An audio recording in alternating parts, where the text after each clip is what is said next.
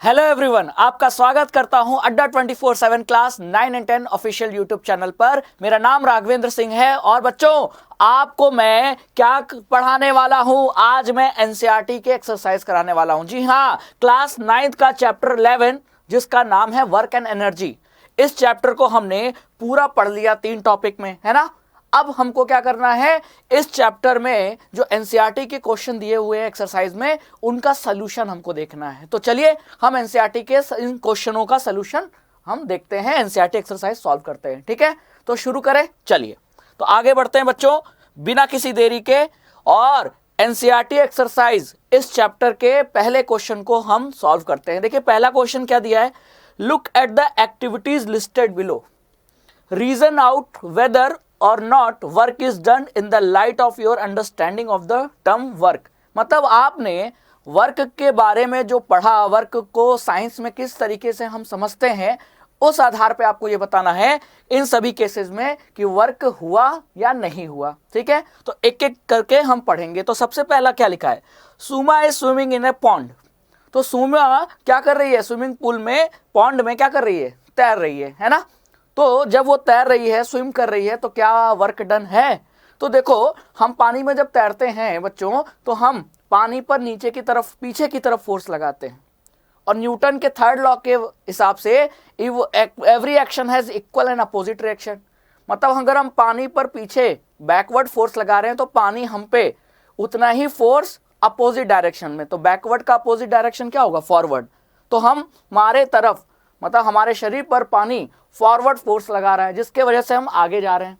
तो फोर्स भी लग रहा है और फोर्स के डायरेक्शन में क्या हो रहा है, डिस्प्लेसमेंट भी हो रहा है। इसका मतलब वर्क डन होगा कि नहीं होगा, क्योंकि वर्क का फॉर्मूला क्या होता है, फोर्स इंटू डिस्प्लेसमेंट। फोर्स भी लगे और डिस्प्लेसमेंट भी हो तो वर्क हुआ कि नहीं। तो पहले केस को हमने सॉल्व कर लिया, तो पहले केस का आंसर क्या है, जी हाँ, वर्क इज डन। ठीक है, समझ में आ गया, क्योंकि फोर्स भी लगा और डिस्प्लेसमेंट भी हुआ।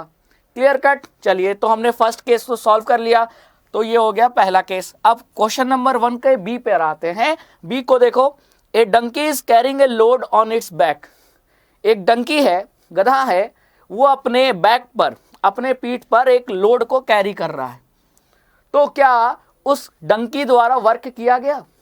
अब आप ये बताओ कि अगर डंकी लोड को कैरी कर रहा है तो वो फोर्स किधर लगा रहा है, हाँ, फोर्स वो ऊपर की तरफ लगा रहे हैं ना। मान लो ये डंकी के पीठ पर ये लोड रखा गया है, तो इस पर वो ऊपर की तरफ फोर्स लगा रहा है, और अगर वो डंकी आगे जा रहा है तो डिस्प्लेसमेंट आगे की तरफ हो रहा है। तो फोर्स और डिस्प्लेसमेंट के बीच में कितनी डिग्री, 90 डिग्री। और जब फोर्स और डिस्प्लेसमेंट के बीच में एंगल 90 डिग्री हो तो वर्क डन क्या होगा, वर्क डन 0 होता है। तो इसका आंसर क्या होगा, वर्क डन बाय डंकी 0, क्योंकि force is applied in upward direction while displacement takes place in forward direction. तो फोर्स और डिस्प्लेसमेंट के बीच में एंगल क्या बना, 90 डिग्री। और जब एंगल 90 डिग्री होता है फोर्स और डिस्प्लेसमेंट के बीच में, तो वर्क डन क्या होता है, 0। तो हमने सेकंड केस भी सॉल्व कर लिया, है ना। चलिए अब आते हैं पीछे, तो सी केस को देखते हैं। A wind mill is lifting water from A well. एक विंड मिल पानी को ऊपर की तरफ क्या कर रहा है, लिफ्ट कर रहा है। तो जरा आप सोचिए, ऊपर की तरफ लिफ्ट करते समय फोर्स किधर लग रहा है, ऊपर की तरफ, और डिस्प्लेसमेंट भी किधर हो रहा है, ऊपर की तरफ।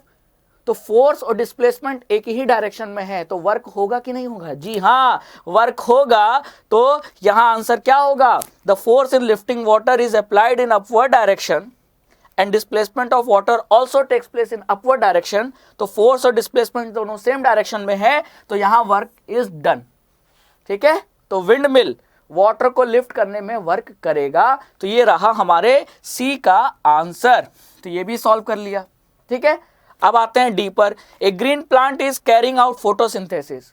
ए ग्रीन प्लांट, पौधे, प्लांट जो होते हैं सनलाइट के प्रेजेंस में फूड बनाते हैं, और इसी प्रोसेस को क्या कहते हैं, फोटोसिंथेसिस। तो जरा इस प्रोसेस में आपको ये बताना है कि वर्क डन हुआ। तो देखो, no force is applied so no work is done. अरे कोई फोर्स थोड़ी लग रहा है, एनर्जी का ट्रांसफर हो रहा है, फोर्स नहीं लग रहा, फोर्स नहीं लग रहा फोटोसिंथेसिस में। फोटोसिंथेसिस एक ऐसा प्रोसेस है जिसमें फोर्स तो अप्लाई हो नहीं रहा, तो जब फोर्स नहीं है तो कोई वर्क नहीं है। तो डी का आंसर क्या हो गया? डी का आंसर हो गया कि नो वर्क इज डन। ठीक है, तो डी का आंसर हो गया no work is done. Clear? अब आगे चलते हैं, अब आते हैं ई पर। An engine is pulling a train. Train में देखा होगा सबसे आगे की तरफ क्या होता है? इंजन होता है। पीछे क्या होते हैं? कोच होते हैं जिसमें हम लोग बैठते हैं, sleeper, third AC, second AC, first AC. तो जो इंजन है वो पुल करता है। पुल एक टाइप का क्या है? फोर्स है। किसको पुल कर रहा है? बाकी कोचेस को। तो ट्रेन आगे बढ़ रही है, तो मतलब फोर्स आगे लग रहा है और डिस्प्लेसमेंट भी आगे हो रहा है। तो यहां वर्क डन होगा कि नहीं? जी हाँ। तो इसका मतलब अगर एक इंजन ट्रेन को पुल कर रही है तो वहां वर्क डन होगा। ठीक है, देखो, the force applied by train causes displacement. तो फोर्स भी लगा और फोर्स के डायरेक्शन में ट्रेन का डिस्प्लेसमेंट भी हुआ, इसीलिए वर्क इज डन, मतलब वर्क हुआ है। तो बस यही तो बताना है इन सभी में कि वर्क हुआ कि नहीं हुआ। तो जब भी आप देख रहे हो वर्क तब होगा जब डिस्प्लेसमेंट के डायरेक्शन, मतलब डिस्प्लेसमेंट का डायरेक्शन फोर्स के अलोंग हो या उसके अपोजिट हो। लेकिन अगर फोर्स और डिस्प्लेसमेंट के बीच में एंगल 90 डिग्री बन जाता है तो फिर वर्क जीरो होता है। ठीक है, ये हमने समझ लिया कि नहीं? चलो, तो ई तक हमने सॉल्व कर लिया। अब आते हैं, ई को सॉल्व कर लिया। एफ और G, food grains are getting dried in the sun. हम अनाज मान लो पानी से भीग गया है, उसको धूप में सुखा रहे हैं, गेहूं है, ठीक है, या कोई दूसरा अनाज है। तो क्या यहां कोई वर्क डन किया गया? तो आपको क्या लग रहा है, वर्क डन हुआ कि नहीं? बिल्कुल नहीं हुआ। No force is involve in the process of drying fruit grains. यानी कि अगर आप अनाज को धूप में सुखा रहे हो तो वहां कोई फोर्स थोड़ी लग रहा है। तो जब फोर्स नहीं तो कोई वर्क नहीं। ठीक है, क्लियर?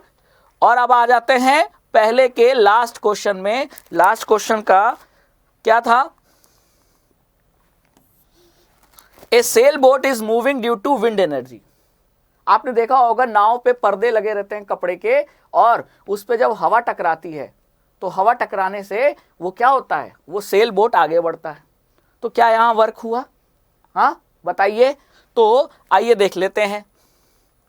तो आपको क्या लगता है, वर्क हुआ कि नहीं हुआ? अरे फोर्स लग रहा है और फिर नाव उसी दिशा में आगे बढ़ रही है, तो वर्क तो हुआ ना। तो इसका आंसर क्या होगा? इसका आंसर होगा वर्क इज डन। मान लो ये नाव है ना, और इस पे ये पर्दा लगा है, हवा इस दिशा में बह रही है, तो हवा इस पे क्या लगाएगी? फोर्स।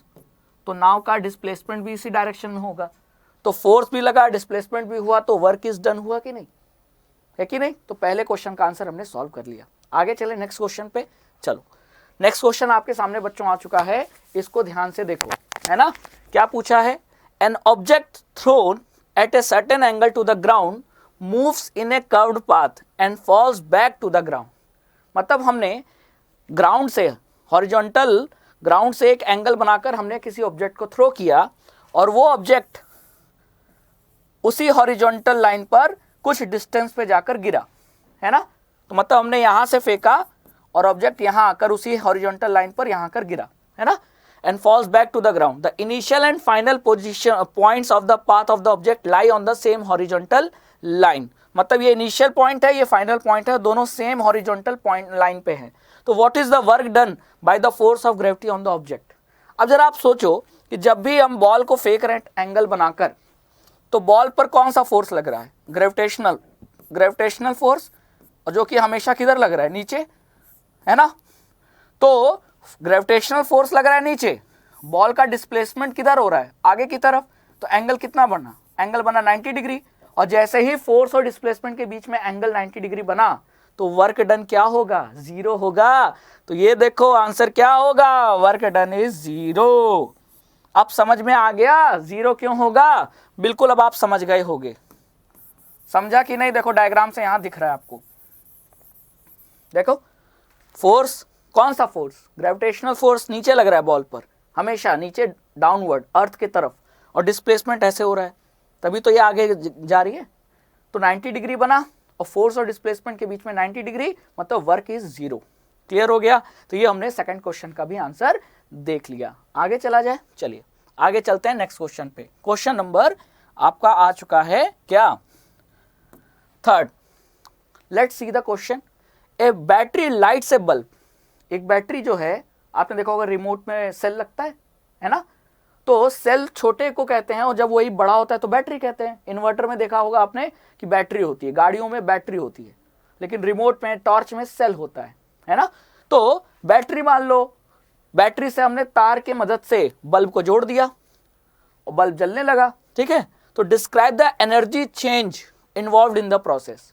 तो law of conservation of energy क्या कहता है? यही कहता है ना कि एनर्जी को हम बना नहीं सकते ना खत्म कर सकते हैं। Energy can not be created nor be destroyed, but we can change the form of energy. Energy के कई फॉर्म, कई रूप होते हैं, उन रूपों में से हम एक दूसरे को कन्वर्ट कर सकते हैं, एक रूप से दूसरे रूप। जैसे भगवान, मैंने हमेशा बताया है, एनर्जी भगवान की तरह है। जैसे भगवान कई रूप हैं, ब्रह्मा विष्णु महेश, उसी तरह क्या एनर्जी भी होता है, काइनेटिक, मैकेनिकल, है ना, potential energy, sound energy, wind energy, ऐसे बहुत सारे एनर्जी के सोर्स मतलब रूप होते हैं, फॉर्म होते हैं। अब उन्हीं फॉर्म को हम एक दूसरे में कन्वर्ट कर सकते हैं, ठीक है।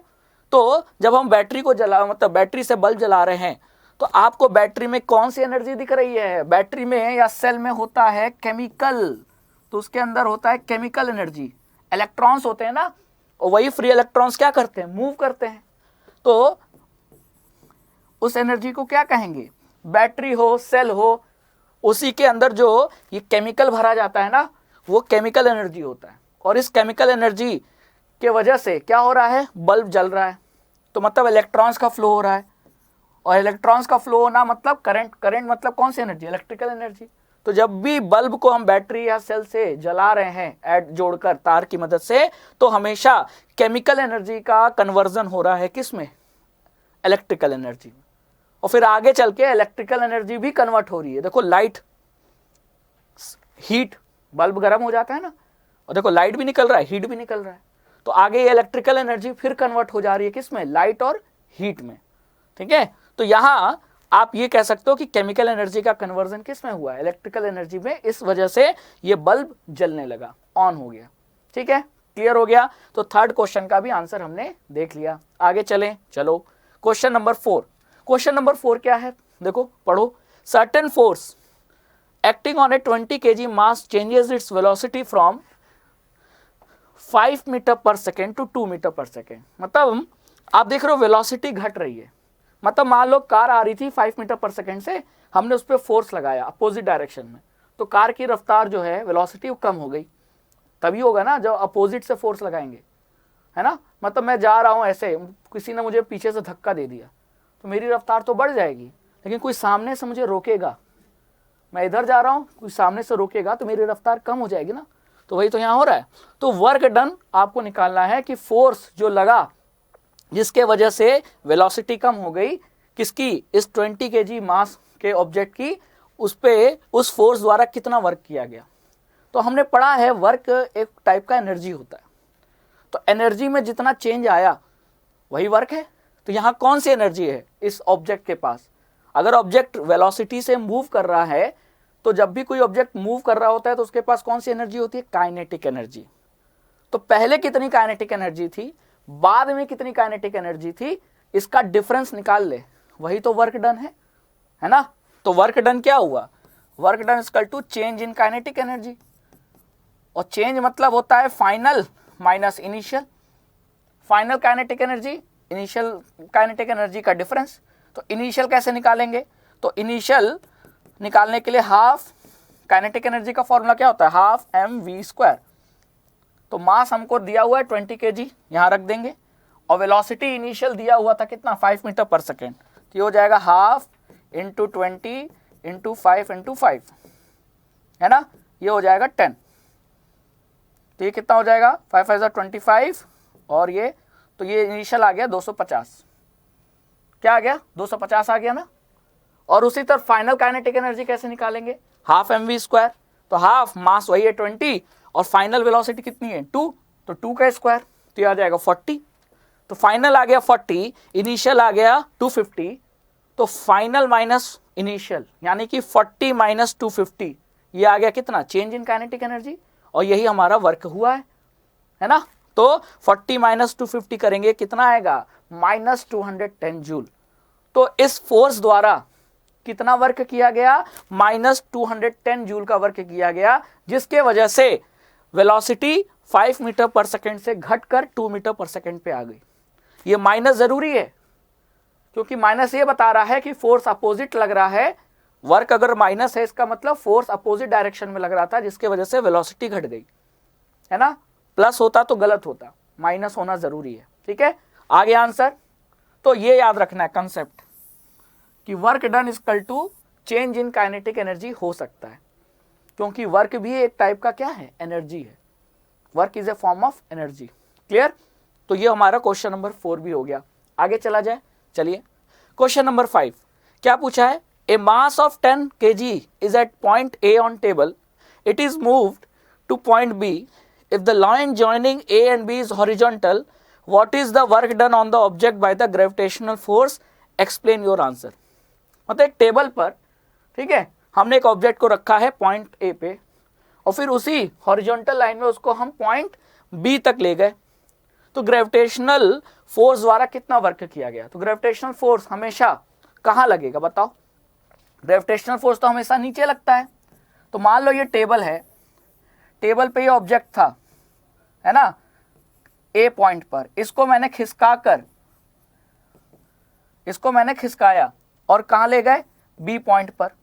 तो यहाँ भी फोर्स ऐसे लग रहा था, यहाँ भी फोर्स ऐसे लग रहा है, लेकिन डिस्प्लेसमेंट ऐसे हो रहा है। तो डिस्प्लेसमेंट और फोर्स, ग्रेविटेशनल फोर्स के बीच में एंगल कितना, 90 डिग्री है। तो वर्क डन क्या होगा, 0 होगा, क्योंकि टेबल पे कोई ऑब्जेक्ट है, उस पे ग्रेविटेशनल फोर्स तो नीचे लगेगा ना, डाउनवर्ड। तो मान लो ये ऑब्जेक्ट है, इस पे ग्रेविटेशनल फोर्स नीचे लग रहा है और मैं इसको ए से लेकर बी तक ले गया, ए पॉइंट से बी पॉइंट, तो डिस्प्लेसमेंट ऐसे हुआ और ग्रेविटेशनल फोर्स नीचे लगा। एंगल कितना बना, एंगल बना 90 डिग्री।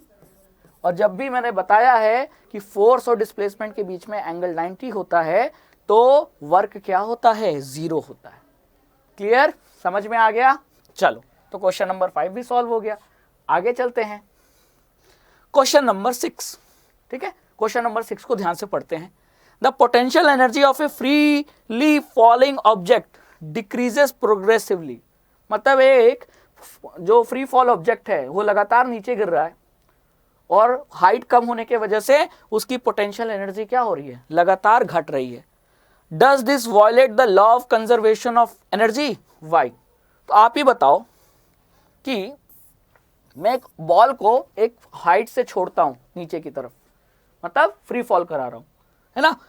तो मैंने ऐसे बॉल लिया, अच्छे से छोड़ दिया, तो आपको पोटेंशियल एनर्जी का फॉर्मूला पता है ना, mgh। तो पोटेंशियल एनर्जी सीधे सीधे हाइट पर डिपेंड कर रही है कि नहीं। अगर हाइट कम हो जाएगी तो पोटेंशियल एनर्जी भी कम हो जाएगी। तो अगर बॉल लगातार नीचे आ रहा है ग्राउंड की तरफ, तो ये जो हाइट है, ये जो डिस्टेंस है वो लगातार क्या हो रहा है, कम। तो इसका मतलब पोटेंशियल एनर्जी तो घट रही है। ठीक है, तो मान लो यहाँ 100 जूल था पोटेंशियल एनर्जी, ठीक है, बॉल यहाँ आ गया तो पोटेंशियल एनर्जी हो गया 70 जूल, क्योंकि हाइट कम हो गया तो पोटेंशियल एनर्जी भी कम हो गया, है ना। तो बाकी कंजर्वेशन ऑफ एनर्जी के हिसाब से टोटल एनर्जी तो हमेशा वही रहेगी। तो टोटल एनर्जी कितनी थी, 100। तो जब बॉल यहाँ आ गई तो पोटेंशियल एनर्जी 70 हो गई, लेकिन टोटल एनर्जी तो अभी भी 100 होगी। तो बाकी 30 कहाँ गई, अरे इस ऑब्जेक्ट के पास अब क्या आ गई, वेलोसिटी। तो बाकी 30 जूल एनर्जी काइनेटिक में चेंज हो गई है ना। और जैसे जैसे ये ऑब्जेक्ट नीचे आएगा इसकी वेलोसिटी बढ़ती जाएगी, तो वेलोसिटी बढ़ने के वजह से काइनेटिक एनर्जी भी बढ़ती जाएगी और पोटेंशियल एनर्जी लगातार घटती जाएगी। यानी कि जैसे जैसे किसी भी ऑब्जेक्ट को जब हम फ्री फॉल करा देते हैं तो उसकी पोटेंशियल एनर्जी तो घटती जाती है, लेकिन जितना पोटेंशियल एनर्जी घटती है उतना ही काइनेटिक एनर्जी बढ़ जाती है। तो टोटल एनर्जी हमेशा सेम रहती है ना। तो इसका मतलब कि law of conservation of energy कभी भी वायलेट हो रहा है, कभी वायलेट नहीं हो रहा है ना। समझ में आया। तो वही लिखा है, when the body falls from A height it potential energy changes into kinetic energy progressively. धीरे धीरे जैसे जैसे पोटेंशियल एनर्जी घट रही है वो पोटेंशियल एनर्जी किस में कन्वर्ट होती जा रही है, काइनेटिक में, है ना। But total energy remain same. किसी भी पॉइंट पे देखो, यहां भी टोटल एनर्जी 100 जूल, यहां देख लो तो 70 जूल पोटेंशियल है, बाकी 30 जूल काइनेटिक है, तो टोटल एनर्जी तो हमेशा 100 ही पे मिल रहा है। तो इसका मतलब वॉयलेट नहीं हो रहा है law of conservation of energy. ये कभी भी वॉयलेट नहीं होता है लॉ, ये नियम कभी भी वॉयलेट नहीं होता है। ठीक है, समझ में आ गया? देखो डायग्राम से साफ साफ पता चल रहा है। अच्छा, बीच रास्ते में क्या होगा? आधी एनर्जी पोटेंशियल के फॉर्म में, आधी एनर्जी काइनेटिक के फॉर्म में। और जब ऑब्जेक्ट एकदम ग्राउंड पे आ जाएगा तो हाइट जीरो, तो पोटेंशियल एनर्जी भी जीरो, तो सारी की सारी पोटेंशियल एनर्जी इसका मतलब किस में कन्वर्ट हो गई? काइनेटिक में। क्लियर? समझ में आ गया? चलो, तो क्वेश्चन नंबर 6 भी सॉल्व कर लिया। अब आगे चलते हैं क्वेश्चन नंबर 7 पे। ठीक है, पढ़ो बच्चों इसको, क्वेश्चन को। What are the various energy transformations that occur when you are riding a bicycle? जब आप एक साइकिल चला रहे हो तो वहां कौन कौन से एनर्जी का ट्रांसफॉर्मेशन हो रहा है? ट्रांसफॉर्मेशन मतलब वो एक रूप से, एक फॉर्म से दूसरे फॉर्म में कन्वर्ट हो रही है। ठीक है, तो जब आप चला रहे हो, क्या साइकिल चला रहे हो, तो आपकी जो मस्कुलर एनर्जी है ना, वो मस्कुलर एनर्जी के वजह से इस साइकिल पे एक फोर्स लग रहा है, और फोर्स के वजह से साइकिल आगे बढ़ रही है। तो साइकिल के पास क्या आ गई? वेलोसिटी, और वेलोसिटी आ गई तो यहाँ काइनेटिक एनर्जी होगी। जी हाँ, और आप साइकिल चलाते चलाते थोड़ा थकोगे भी, पसीना भी आएगा। और पसीना कब आता है? जब शरीर गर्म हो जाती है। यानी कि वो मस्कुलर एनर्जी थोड़ा बहुत काइनेटिक एनर्जी में कन्वर्ट हुआ, और वही मस्कुलर एनर्जी थोड़ा बहुत हीट में भी कन्वर्ट हुआ, और शरीर हीट होने के वजह से ही पसीना आ रहा है। मान लेते हैं कि मस्कुलर एनर्जी कितनी थी? मस्कुलर एनर्जी थी 50 जूल। तो 50 में से 40 जूल किस में कन्वर्ट हो गया? काइनेटिक एनर्जी में। तो इसके वजह से आप साइकिल आगे चला रहे हो, है ना, साइकिल चल रही है। और बाकी जो 10 जूल है वो किस में कन्वर्ट हो गया? हीट में। तो हीट में कन्वर्ट होने की वजह से आप थकने लगोगे, आपको पसीना आने लगेगा, क्योंकि शरीर हीट हो रही है, गर्म हो रही है। अब क्लियर हुआ? तो यहां मस्कुलर एनर्जी का कन्वर्जन किस फॉर्म में हो रहा है? Heat and kinetic. क्लियर है? समझ में आया? चलो आगे चले। क्वेश्चन नंबर 7 तो देख लिया, क्वेश्चन नंबर 8 पे आ जाते हैं। क्या लिखा है? Does the transfer of energy takes place when you push a huge rock with all your might and fail to move it, where is the energy you spend going? मतलब आप एक बहुत से बड़े पत्थर को अपनी पूरी क्षमता ताकत से पुश करने की, ढकेलने की, फोर्स लगाने की कोशिश करते हो, लेकिन अंत में आप फेल हो जाते हो। वो बड़ा सा पत्थर अपनी प्लेस से मूव नहीं करता। तो where is the energy you spend going? तो फिर आपने जो ताकत लगा रहे थे, तो जो आप एनर्जी लगा रहे थे, वो कहाँ चली गई? पत्थर तो गया नहीं कहीं, पत्थर तो मूव नहीं किया, तो आपकी एनर्जी कहाँ वेस्ट हो गई? बताइए बताइए। तो देखो, when we push a huge rock there is no transfer of muscular energy to the stationary rock. Also there is no loss of energy because muscular energy is transferred into heat energy which causes our body to heat up. ठीक है, तो कहने का मतलब यह है कि जो आपकी एनर्जी है ना, वो पत्थर को ट्रांसफर नहीं हो रही है ना। आप लगातार फोर्स लगा रहे हो, एनर्जी पत्थर को ट्रांसफर नहीं हो रही, क्योंकि एनर्जी पत्थर को ट्रांसफर होती तो एनर्जी मतलब एक तरीके से वर्क, क्योंकि वर्क भी एनर्जी है, और वर्क होता तो मतलब पत्थर हिलता, क्योंकि डिस्प्लेसमेंट होगा, फोर्स भी लग रहा है, डिस्प्लेसमेंट भी होगा, तभी तो वर्क हुआ। तो पत्थर हिला नहीं, डिस्प्लेसमेंट जीरो, मतलब वर्क इज जीरो। तो इसका मतलब एनर्जी का ट्रांसफर मतलब पत्थर पे आपने वर्क नहीं किया, पत्थर पे आपने कोई भी वर्क नहीं किया, कोई भी पत्थर को एनर्जी आपने ट्रांसफर नहीं किया, है ना। समझ में आया? तो वही चीज यहां लिखा है। तो जो एनर्जी है, वो एनर्जी जो आप लगा रहे हो, वो शरीर के अंदर हीट में कन्वर्ट हो जा रही है ना। तो पसीना जरूर आएगा, लेकिन पत्थर नहीं हिलना। तो आपकी एनर्जी आपके शरीर के अंदर ही दूसरे फॉर्म में कन्वर्ट हो गई। किस फॉर्म में? हीट फॉर्म में। ठीक है, क्लियर हुआ? लेकिन पत्थर को एनर्जी ट्रांसफर नहीं हुई। ये रहा क्वेश्चन नंबर 8 का आंसर। ठीक है, 9 पे चलें। चलिए क्वेश्चन नंबर 9 पे चलते हैं, देख लो, है ना। बहुत ही शक्तिशाली, बाहुबली, महाबली हो गए, पत्थर हिलाना मुश्किल हो जाएगा, है ना। चलिए question number 9। A certain house hold has consume 250 units of energy during a month how much energy is this in joule? मतलब एक हाउस होल्ड में 250 यूनिट ऑफ एनर्जी कंज्यूम हो रही है एक मंथ में, तो हाउ मच एनर्जी कंज्यूम हुई, मतलब एनर्जी कितनी कंज्यूम हुई जूल में। तो आपको 250 यूनिट में दे रखा है, आपको जूल में बताना है, ठीक है। अब 250 यूनिट का मतलब क्या है? तो कमर्शियल यूनिट ऑफ एनर्जी क्या होती है? ऊर्जा का व्यवसायिक मात्रक। हम लोग बिजली बिल देते हैं तो हम लोग यूनिट देखते हैं, तो बिजली मीटर में जो यूनिट होता है वो किस फॉर्म में होता है? किलोवाट आवर, किलोवाट आवर में। तो एक यूनिट बराबर होता है 1 किलोवाट आवर। तो जब 1 यूनिट 1 किलोवाट आवर के बराबर है, तो 250 यूनिट कितने किलोवाट आवर के बराबर होगा? 250 किलोवाट आवर के बराबर होगा। तो अगर हमको ये पता चल जाए कि 1 किलोवाट आवर में कितना जूल होता है, तो 250 किलोवाट आवर में कितना जूल होता है निकाल लेंगे, है कि नहीं? है कि नहीं? तो एक यूनिट में, या कह लो 1 किलोवाट आवर में 3.6 इंटू 10 की पावर 6 जूल होता है। एक यूनिट 1 किलोवाट आवर में 3.6 इंटू 10 की पावर 6 जूल होता है। ये निकाला भी जा सकता है, या तो याद रख लो, और अगर भूल गए तो आपको क्या करना है, आपको इसको निकालना भी है, मतलब निकाल भी सकते हो। जैसे मुझे याद है, नहीं याद है तो आप निकाल सकते हो। Power equal to work upon time होता है, ठीक है।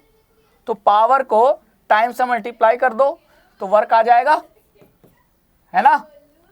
तो वही चीज है। तो यहां क्या है, ये आपका एनर्जी ही तो है। तो 1 किलोवाट आवर में हमको पता चल गया कि 3.6 इंटू 10 की पावर 6 जूल होता है।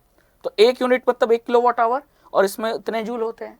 तो 250 किलोवाट आवर में 250 यूनिट मतलब 250 किलोवाट आवर। तो जब एक में इतना, तो 250 में 250 मल्टीप्लाई कर दिया, 250 इंटू 3.6 इंटू 10 की पावर 6, तो ये आ गया कितना, 9 इंटू 10 की पावर 8 जूल, है ना।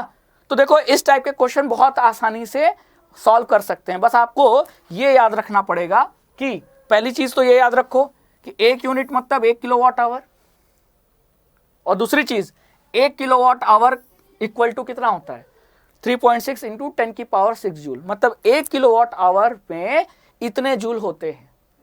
तो जितना पूछा है उसका निकाल सकते हो, है ना। तो अगर मुझे पूछा जाता कि बताओ 2 यूनिट एनर्जी में कितने जूल होते हैं, तो 2 यूनिट मतलब 2 किलोवाट आवर, और 2 किलोवाट आवर में कितना होगा, अगर एक में इतना है तो 2 में इसका डबल। आ गया मेरा आंसर जूल में, है कि नहीं। तो एनर्जी को हम किलोवाट आवर में भी लिखते हैं और जूल में भी लिखते हैं। तो दोनों के बीच में रिलेशन याद होना चाहिए कि 1 kilowatt hour equal to 3.6 into 10 की पावर 6 जूल। ठीक है, क्लियर। चलो ये अच्छा, ये निकालोगे कैसे? तो देखो पावर की एसआई यूनिट क्या होती है, वॉट, और टाइम की एसआई यूनिट सेकंड। तो यहाँ किलोवाट है, किलोवाट में कितने वाट होंगे, 1000 वाट, और 1 आवर है, 1 आवर को सेकंड में बदलोगे तो 60 इंटू 60, है ना, 60 इंटू 60। तो 60 इंटू 60 ये आ गया टाइम, और इसको इससे मल्टीप्लाई करोगे तो आपका यही तो आएगा जूल में वर्क एनर्जी। तो आ गया, है कि नहीं। चलो क्वेश्चन नंबर 10 पे आते हैं। क्या पूछा है, an object of mass 40 kg raised to a height of 5 metre above the ground, what is its potential energy if the object is allowed to fall, find its kinetic energy when it is halfway down। मतलब आपको ये बताना है कि जब ये object है जब आधे रास्ते पे आ जाता है तो इसकी काइनेटिक एनर्जी कितनी होगी। तो पहले 40 kg का जब 5 मीटर ऊपर उठाने पर इसके पास एनर्जी कितनी आ जाती है वो निकाल लो। तो इस पोजीशन पे ये मूव तो कर नहीं रहा, तो इसकी वेलोसिटी काइनेटिक एनर्जी कितनी होगी, 0, क्योंकि वेलोसिटी 0। तो सारी एनर्जी इस पोजीशन पे किस फॉर्म में होगी, पोटेंशियल एनर्जी के फॉर्म में। और पोटेंशियल एनर्जी का फॉर्मूला होता है mgh। तो m कितना है 40, g 9.8 मीटर पर सेकेंड होता है। 9.8 को आप 10 ले सकते हो, मैंने 10 लेकर सॉल्व किया है, आप हो सकता है 9.8 लेकर सॉल्व करो तो गलत नहीं आएगा।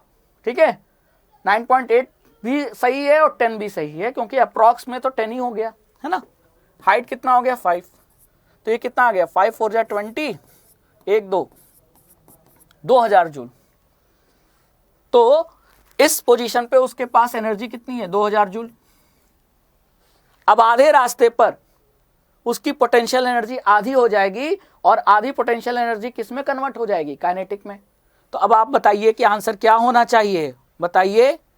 If the object is allowed to fall find its kinetic energy when it is half way down. बताइए क्या होना चाहिए। तो आसान है ना, जब यहां 2000 जूल था तो आधे रास्ते पर उसकी हाइट क्या हो गई, आधी हो गई।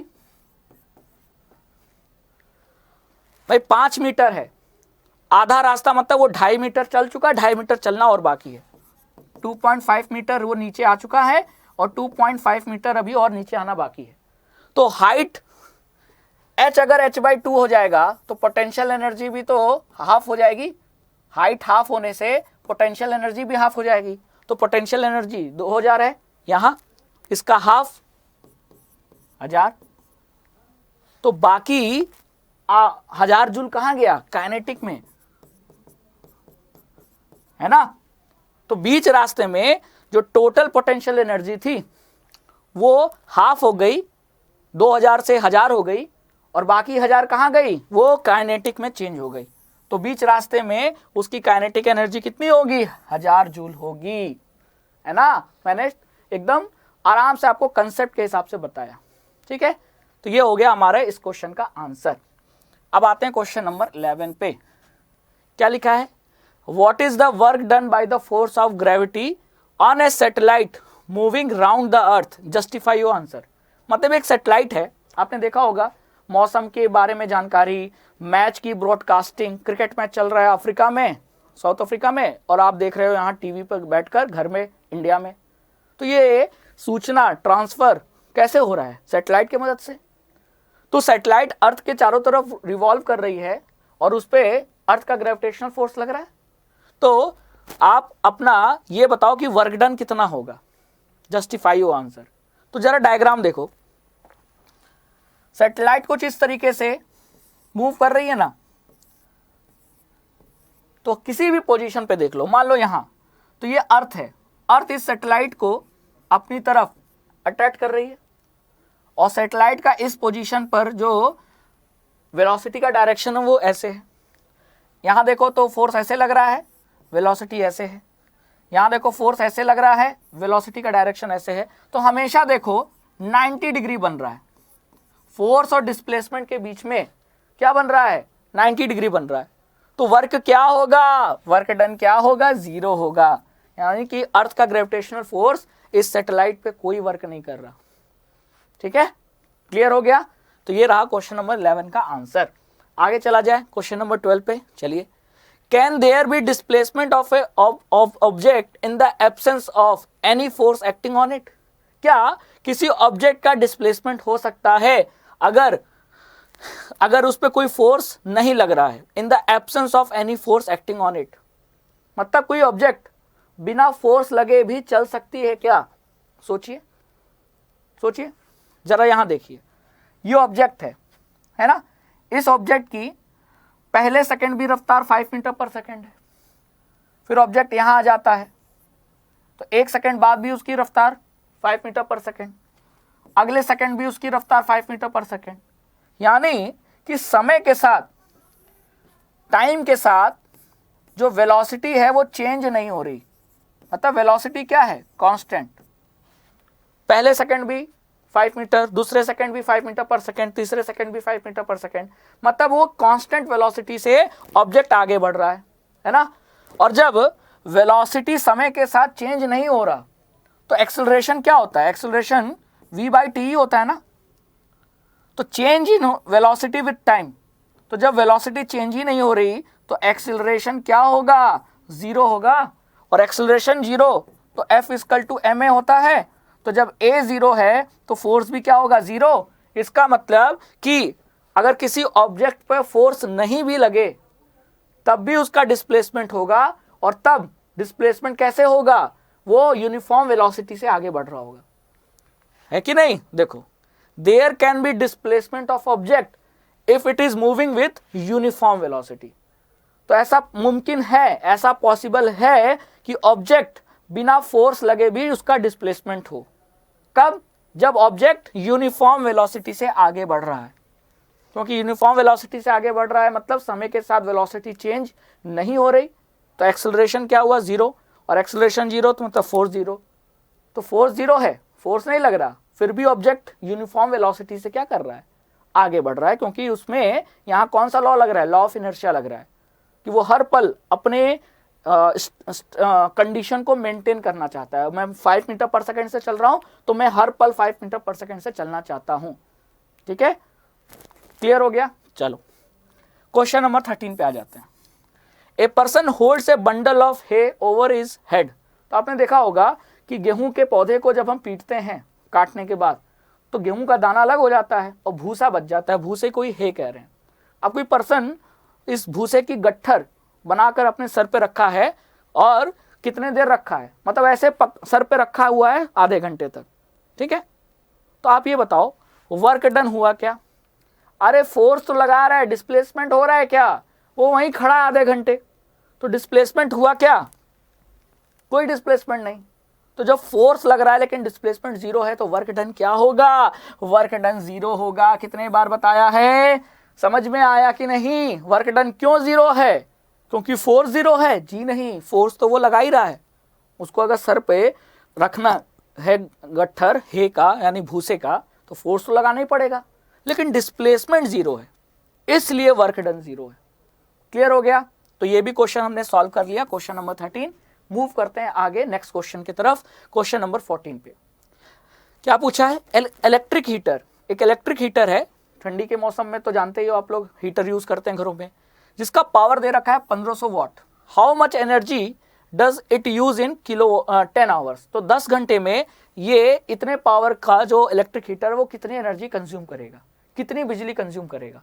तो बिजली को हम अक्सर यूनिट में कहते हैं ना, कि 2 यूनिट खर्च होगी, 3 यूनिट खर्च होगी, और हमको पता है कि 1 यूनिट का मतलब 1 किलोवाट आवर है ना। तो पावर हमको किलोवाट में रखना है, टाइम को हमको आवर में रखना है। तो टाइम तो आवर में दिया है, लेकिन पावर यहाँ वॉट में दिया है। पावर किसका? जो इलेक्ट्रिक इक्विपमेंट है, इलेक्ट्रॉनिक डिवाइस, जो फ्रिज, कूलर, एसी, टीवी, ऐसे जितने भी इलेक्ट्रॉनिक डिवाइस हैं सब बिजली पे चल रहे हैं ना, तो सबकी कुछ ना कुछ पावर होगी। तो वो पावर हमको रखना है किलोवाट में, यहाँ दिया है वॉट में, तो पहले उसको वॉट से किलोवाट में बदलेंगे। तो 1500 को अगर हम 1000 से डिवाइड कर देंगे तो ये किलोवाट बन गया। तो ये गया कितना? 1.5 किलोवाट। तो उस इलेक्ट्रिक हीटर की पावर किलोवाट में कितनी आ गई? 1.5। और किलोवाट को टाइम से मल्टीप्लाई कर दे, क्योंकि किलोवाट इनटू आवर है, तो ये हो जाएगा 1.5 किलोवाट इनटू टाइम कितना है? आवर 10। तो ये हो जाएगा कितना? 15 किलोवाट आवर। और 15 किलोवाट आवर तो 1 किलोवाट आवर 1 यूनिट, तो 15 किलोवाट आवर मतलब 15 यूनिट, मतलब आपने 15 यूनिट बिजली खर्च की है, 15 किलोवाट आवर बिजली खर्च की है अगर यह इलेक्ट्रिक हीटर चलेगा। आ गया ना समझ में? तो बस ये रिलेशन याद होना चाहिए, ये वाला रिलेशन, कि व्यावसायिक एनर्जी का कमर्शियल यूनिट जूल नहीं होता, किलोवाट आवर होता है, और 1 यूनिट में 1 किलोवाट आवर होता है। तो आप किलोवाट मतलब पावर, पावर किसका होता है? इलेक्ट्रॉनिक डिवाइस का, और जितने समय के लिए आप उसका यूज कर रहे हो वो समय, तो पावर को समय से मल्टीप्लाई कर दो, आपका किलोवाट आवर आ जाएगा। लेकिन ध्यान रखना है कि समय को आवर में रखना है, सेकंड और मिनट में नहीं, और पावर को किलोवाट में रखना है, वॉट में नहीं। ठीक है, यहाँ गलती हो सकती है, आप मत करना। इस सेशन को देखने के बाद आपसे ये गलती नहीं होनी चाहिए, और आप करोगे भी नहीं, मुझे पता है। ठीक है, चलो क्वेश्चन नंबर 15 पे आते हैं। क्या पूछा है? Illustrate the law of conservation of energy by discussing the energy changes which occur when we draw a pendulum bob to one side and allow it to oscillate. Pendulum देखा है? ठीक है, तो इस पेंडुलम को अगर हम इस पोजीशन से ऐसे पकड़ कर लाए और यहाँ पे लाके छोड़ दें, तो आपको ये बताना है कि क्या law of conservation of energy follow हो रहा है। What happens to its energy eventually? Is it a violation of the law of conservation of energy? Why does the bob eventually comes to rest? ऐसे बहुत सारे question पूछे हैं, 2 main question पूछे हैं कि अगर हम किसी पेंडुलम के बॉब को, ये जो बॉल है ना, इसको बॉब कहते हैं, इसको हम यहाँ लाकर छोड़ दें तो ये ऐसे ऐसे ऑस्किलेट करेगा और धीरे धीरे धीरे धीरे ये आकर रुक जाएगा। तो पहला क्वेश्चन ये पूछा है कि why does the bob eventually comes to rest, वो रेस्ट पे क्यों आ गया, और क्या यहां law of conservation of energy violated हुआ। तो देखो एक चीज जान लो कि law of conservation of energy हमेशा लागू होता है, वायलेशन नहीं होता उसका। तो इसका मतलब यहां भी वायलेशन हो नहीं रहा है ना। तो देखो क्यों नहीं हो रहा है, देखो इस पोजीशन पे जब हमने उसको लाया और लाकर ऐसे पकड़ के ऐसे ऐसे उठाया और यहां ले आए, तो अभी हमने उसको छोड़ा नहीं है, तो उसके पास वेलोसिटी नहीं है, लेकिन उसके पास हाइट है। यहाँ के कंपेरिजन में उसके पास h हाइट है, तो हाइट की वजह से उसमें कौन सी एनर्जी आ गई, पोटेंशियल एनर्जी आ गई। और जैसे जैसे ये पेंडुलम नीचे आएगा उसका पोटेंशियल एनर्जी धीरे धीरे कम होता जाएगा और वो किस में कन्वर्ट होता जाएगा, काइनेटिक एनर्जी, है ना। और इस पोजीशन पे उसकी काइनेटिक एनर्जी मैक्सिमम होगी, पोटेंशियल एनर्जी जीरो हो जाएगी, क्योंकि सारी पोटेंशियल किस में कन्वर्ट होगी, काइनेटिक में। फिर यहां क्या होगा, अब ऐसा क्यों हुआ, नीचे आया ग्रेविटेशन फोर्स के कारण। अब जब ये बॉब रफ्तार की वजह से ऊपर जाएगा तो इसका वेलोसिटी ऊपर की तरफ है और ग्रेविटेशनल फोर्स नीचे लग रहा है, तो इसकी रफ्तार क्या होगी, कम होती जाएगी। तो ऐसे ऐसे जाकर यहाँ रुक जाएगा। अब इसकी यहाँ रुकेगा थोड़ी देर के लिए, बहुत छोटे पल के लिए, माइक्रो सेकंड के लिए। तो यहाँ इसकी सारी एनर्जी फिर से किस फॉर्म में, पोटेंशियल, काइनेटिक तो जीरो हो गई। तो लगातार जैसे जैसे ये ऑस्किलेट कर रहा है, पोटेंशियल काइनेटिक में चेंज हो रहा है, काइनेटिक पोटेंशियल में। तो इसका मतलब law of conservation of energy follow हो रहा है। जी हाँ, जो कि यही तो कहता है कि एनर्जी का एक फॉर्म से दूसरे फॉर्म में कन्वर्जन हो सकता है कि नहीं। समझ में आया। चलिए, तो ये तो समझ में आ गया कि वायलेशन तो नहीं हो रहा है, लेकिन धीरे धीरे ये पेंडुलम रुक जाता है। क्यों, अरे जब ये हवा में ऑस्किलेट करेगा तो एयर के साथ फ्रिक्शन होगा, है कि नहीं। आप खुद ही सोचो, हवा उल्टी बह रही है और हवा के उल्टे डायरेक्शन में आप चलने का प्रयास कर रहे हो, दौड़ने का प्रयास कर रहे हो, तो आपको क्या लगेगा, अरे यार बहुत मेहनत कर रहे हैं लेकिन आगे नहीं बढ़ पा रहे हैं क्योंकि हवा आ रही है ना। तो कहने का मतलब हवा आपके शरीर से फ्रिक्शन कर रही है, उसके वजह से आप आगे फोर्स लगा रहे हो और जो हवा है वो फ्रिक्शन की वजह से आपको पीछे ढकेल रही है। ठीक है, तो आपकी रफ्तार कम होगी ना। तो उसी तरह पेंडुलम एयर के फ्रिक्शन की वजह से उसकी रफ्तार कम होती रहती है और धीरे धीरे फ्रिक्शन की वजह से जो एनर्जी है वो दूसरे फॉर्म में कन्वर्ट हो जाती है और आप जो पेंडुलम है वो धीरे धीरे रुक जाता है। तो energy of pendulum is lost due to air friction and the pendulum stops. Clear है, समझ में आया। चलो, तो ये भी हमने इस क्वेश्चन का आंसर देख लिया। Question number 16, N object of mass m is moving with a constant velocity v. How much work should be done on the object in order to bring the object to rest? मतलब एक object है, वो v velocity से आगे जा रहा है ना, और उस पर हमने फोर्स लगाया और ये ऑब्जेक्ट रेस्ट पे आ गया। रेस्ट पे मतलब इसकी वेलोसिटी क्या हो गई, जीरो। ठीक है, तो how much work should be done on the object in order to bring the object to rest. तो इस ऑब्जेक्ट को रेस्ट पे लाने के लिए कितना वर्क किया गया। तो देखो इसके पास एनर्जी इस समय किस फॉर्म में, काइनेटिक। तो वर्क डन किसके बराबर होता है, वर्क डन हम चेंज इन काइनेटिक एनर्जी के फॉर्म में भी तो लिख सकते हैं और चेंज इन काइनेटिक एनर्जी निकाल सकते हैं। यह है इनिशियल, हाफ mv स्क्वायर हो जाएगा, हाफ m, और इनिशियल इसके पास वेलोसिटी कितनी है v, तो v का स्क्वायर। ये हो गई इनिशियल काइनेटिक एनर्जी, है ना। और फाइनल काइनेटिक एनर्जी, फाइनल हो जाएगी काइनेटिक एनर्जी जीरो। क्यों, क्योंकि इसकी वेलोसिटी क्या हो गई, जीरो।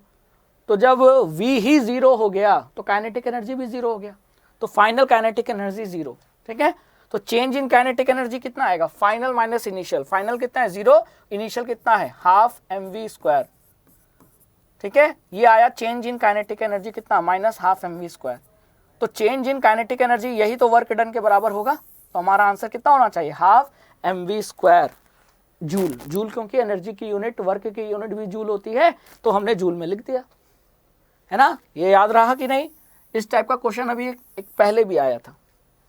तो जब भी इस टाइप का क्वेश्चन आए कि वेलोसिटी से ऑब्जेक्ट जा रहा था, उसकी वेलोसिटी जीरो हो गई, या जीरो पे था उसकी वेलोसिटी बढ़कर v हो गई, तो वर्क कितना किया गया। तो जो वर्क होता है किसी भी वेलोसिटी को, मतलब किसी भी ऑब्जेक्ट के काइनेटिक एनर्जी को बदलने में, काइनेटिक एनर्जी बदलने में जो वर्क आपने किया है तो वो कैसे निकाल सकते हैं? चेंज इन काइनेटिक एनर्जी, क्योंकि वर्क करोगे तो एनर्जी में चेंज आएगा। तो जितना वर्क करोगे, 10 जूल का वर्क करोगे तो ऑब्जेक्ट की एनर्जी में 10 जूल का फर्क आएगा, है ना। तो आप एनर्जी में डिफरेंस निकाल लो, फर्क निकाल लो, तो वही फर्क वर्क डन होगा कि नहीं। तो बस आ गया आंसर। याद रखना है फाइनल माइनस इनिशियल करना है। तो फाइनल 0 था, इनिशियल हाफ mv², दोनों को माइनस किया, माइनस हाफ mv² जूल आ गया। ठीक है, चलो question number 17, calculate the work required to be done to stop a car of 1500 kg moving at a velocity of 60 km/h। तो देखो कार कितने रफ्तार से जा रही थी? कार जा रही थी 60 km/h के स्पीड से। अब देखो यहाँ स्पीड मीटर पर सेकंड में नहीं दिया है, km/h में दिया है। तो इसको पहले हम मीटर पर सेकंड में बदलेंगे। कैसे? इसको हम 60 को 5/18 से मल्टीप्लाई कर देंगे तो ये आ जाएगा मीटर पर सेकंड में। तो हमारे पास वेलोसिटी आ गई। ठीक है, और फाइनल वेलोसिटी क्या है? फाइनल वेलोसिटी है 0। कैसे पता चला? कार स्टॉप हो जाती है तो फाइनल वेलोसिटी है 0। तो अगर हम final kinetic energy minus initial kinetic energy कर दें तो वर्क डन आ जाएगा। फाइनल काइनेटिक एनर्जी 0 होगा क्योंकि वेलोसिटी 0 है, और इनिशियल काइनेटिक एनर्जी क्या होगा वो निकालना पड़ेगा। हाफ m कितना दिया है? मास दिया है 1500 kg, और v², v कितना निकाला हमने? ये इसका स्क्वायर। तो जब आप इसका स्क्वायर करोगे तो वो आएगा एनर्जी, वो हो जाएगी इनिशियल। तो 0 माइनस इनिशियल, तो जो आप आंसर आएगा वो आएगा -208,333.3 जूल। देखो मास दिया था, वेलोसिटी को हमने मीटर पर सेकंड में बदला, ये जरूरी है बदलना। तो मीटर पर सेकंड में बदला तो आया 50/3 मीटर पर सेकंड। देखो 6 × 18, 6 × 10 = 60, तो 10 × 5 50 और अपॉन 3 50/3 मीटर पर सेकंड। तो initial kinetic energy half mv², half into m 1500 kg into velocity कितना है 50/3, इसका स्क्वायर, तो 50/3 का स्क्वायर। ठीक है, इसको करोगे तो इतना आएगा, है ना। और फाइनल काइनेटिक एनर्जी कितना था? 0। तो चेंज इन काइनेटिक एनर्जी कितना हुआ? Final minus initial. तो फाइनल है काइनेटिक एनर्जी 0, इनिशियल कितना था? 208,333.3 जूल, और जब हमने इसको माइनस किया तो ये आ गया -208,333.3 जूल, और ये चेंज इन काइनेटिक एनर्जी ही तो वर्क डन के बराबर होगा। ये रहा हमारा आंसर। ठीक है, कंसेप्ट पकड़ लिया आपने? जी हाँ। चलो आगे चलते हैं क्वेश्चन नंबर 18 पर। देखो यहाँ डायग्राम दे रखे हैं। In each of the following a force is acting on an object of mass m, the direction of displacement is from west to east shown by the longer arrow. तो ये जो लंबा एरो है ये displacement का direction है, और displacement का डायरेक्शन हमेशा किधर से है? वेस्ट से ईस्ट के तरफ, वेस्ट से ईस्ट के तरफ। और फोर्स का डायरेक्शन दे रखा है। तो आपको ये करना है, ऑब्जर्व करो डायग्राम को, ये बताओ कि पहले में वर्क क्या है? 0 पॉजिटिव नेगेटिव, दूसरे में वर्क डन के क्या है? 0 पॉजिटिव नेगेटिव, और तीसरे डायग्राम में क्या है? Work 0 positive negative. तो पहले में देखो फोर्स लग रहा है ऊपर, डिस्प्लेसमेंट हो रहा है ऐसे, तो 90 डिग्री बना फोर्स और डिस्प्लेसमेंट में, तो 90 डिग्री बना तो वर्क क्या होगा? 0। क्लियर है? यहाँ फोर्स लगा राइट डायरेक्शन में, मतलब वेस्ट से ईस्ट में, और डिस्प्लेसमेंट भी किधर हो रहा है? वेस्ट से ईस्ट में। तो फोर्स और डिस्प्लेसमेंट का डायरेक्शन सेम है, तो यहां वर्क डन क्या होगा? पॉजिटिव। यहां सोचिए और बताइए, डिस्प्लेसमेंट ऐसे हो रहा है, फोर्स अपोजिट लग रहा है, तो फोर्स और डिस्प्लेसमेंट के बीच में एंगल कितना है? 180 डिग्री, मतलब अपोजिट है दोनों। तो फिर वर्क डन क्या होगा? माइनस, यानी नेगेटिव। तो हमारा आंसर आ गया क्या? इस केस में वर्क 0 है, यहां वर्क पॉजिटिव है, और इस डायग्राम में वर्क नेगेटिव है। समझ में आया? तो 90 डिग्री जब भी बने फोर्स और डिस्प्लेसमेंट के बीच में तो वर्क 0 होता है, और 180 डिग्री बने इसका मतलब फोर्स और डिस्प्लेसमेंट अपोजिट डायरेक्शन में है, तो वर्क क्या होगा? पॉजिटिव, नेगेटिव होगा। अपोजिट है तो नेगेटिव होगा, और सेम डायरेक्शन में है तो फिर पॉजिटिव होगा। Clear cut? कोई कंफ्यूजन नहीं? चलिए क्वेश्चन नंबर 19 पे आ जाते हैं।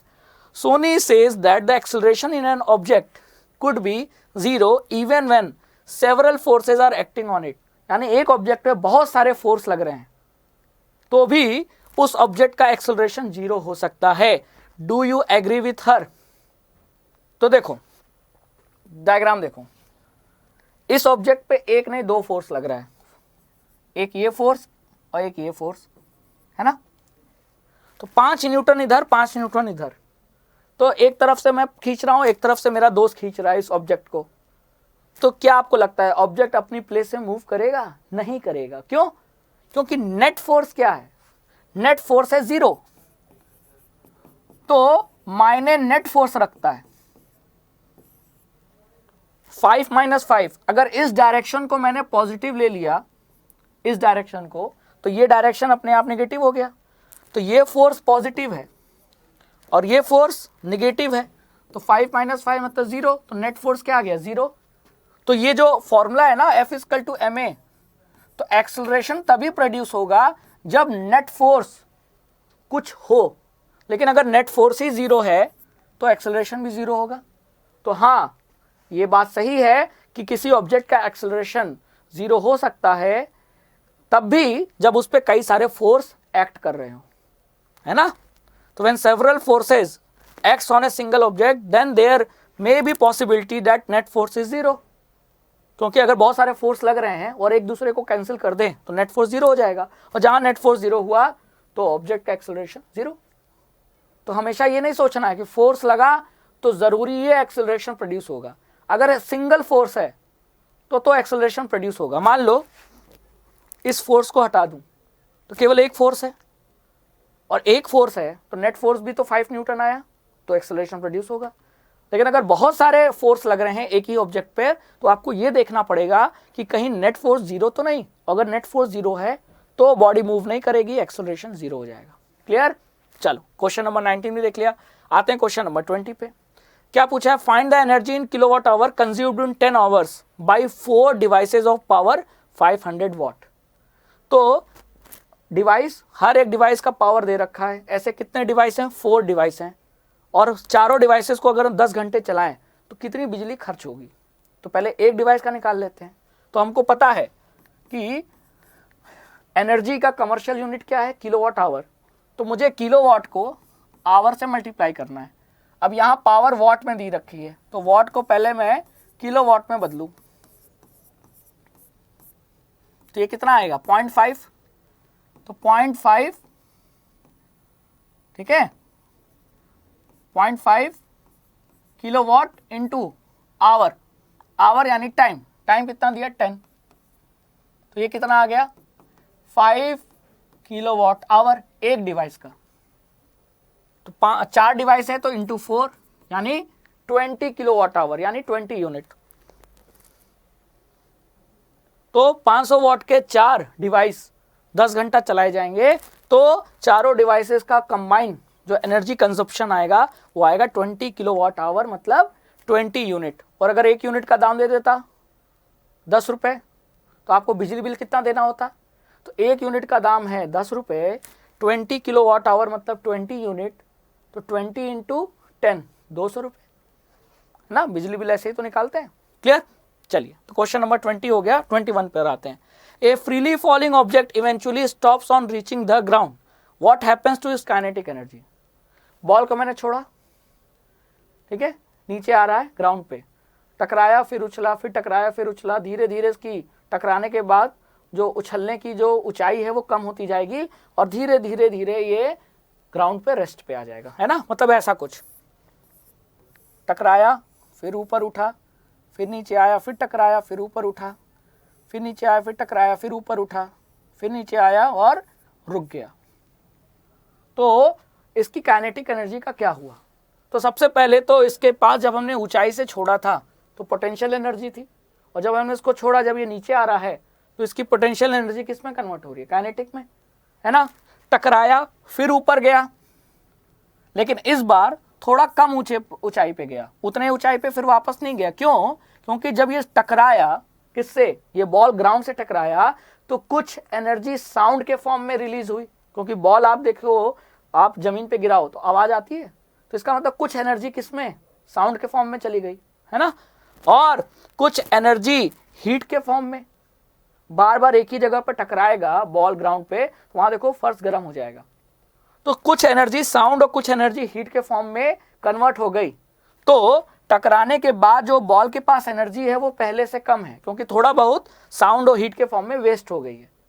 तो फिर बॉल अब उतनी ही ऊंचाई तक वापस नहीं उठेगा, थोड़ी कम। अगली बार फिर टकराया, फिर थोड़ी एनर्जी हीट और साउंड के फॉर्म में वेस्ट हो गई, तो फिर उसके पास एनर्जी कम हो गई, तो फिर वो कम ऊंचाई तक। तो हर बार टकराने के बाद वो कम ऊंचाई तक उठेगा, और धीरे धीरे जब धीरे धीरे उसकी सारी एनर्जी हीट और साउंड में वेस्ट हो जाएगी, तो एक समय आएगा कि बॉल ग्राउंड पर गिरने के बाद रुक जाएगा। समझ में आया?